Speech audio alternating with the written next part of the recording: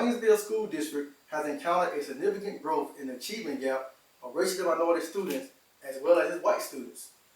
I want to conduct a qualitative descriptive study coupled with critical race theory with the intentions of developing a clear understanding of instructive practices that often lead to inequity and educational opportunities.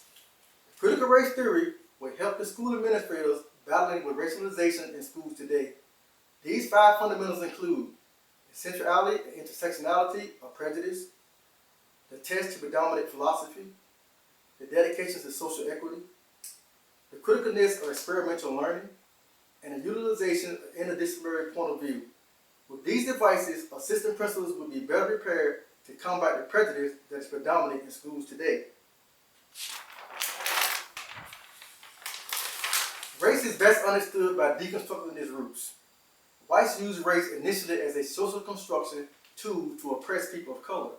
Our society allocates privilege and status by means of racism.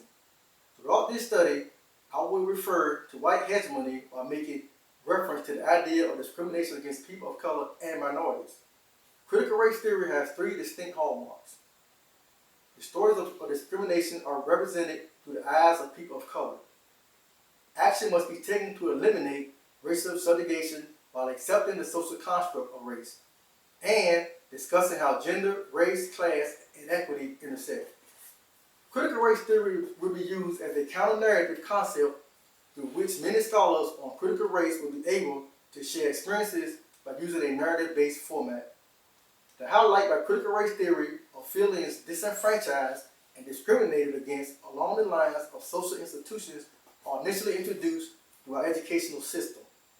The critical race theory is a steady voice to speak out for the oppressed and become the tool to stand up in injustice and inequality. The federal government's economic policies have greatly contributed to the standing crisis in our schools by removing the necessary resources required by urban schools, thereby leaving once thriving industrial centers as empty shells. The critical race theory is committed to social justice and the requirements to scholars to step forward in an active role to eliminate racial oppression. And critical race theory particularly questions issues concerning inequality difference. I will review the responses of the Wayne School District's assistant principals through the complex lens provided by the critical race theory. This examination through critical race theory lens will enable me to shed light on many challenges faced by assistant principals while expanding this courageous conversation on the issue of race in our school system. In conclusion, this study will closely examine how assistant principals are being trained, prepared, and utilized in their positions. Both literature and research has yet to clearly define the role of an assistant principal, which has led assistant principals in the same school district to have completely different roles and responsibilities.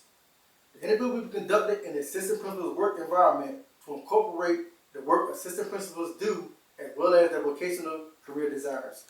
Assistant principals are challenged to effectively balance the needs of teachers, students, and parents, which at times may lead to a feeling of insufficiency and even an absence because of the uncertainty of their role and more or less based on a lack of formal authority for the assistant principal to make any changes in the school.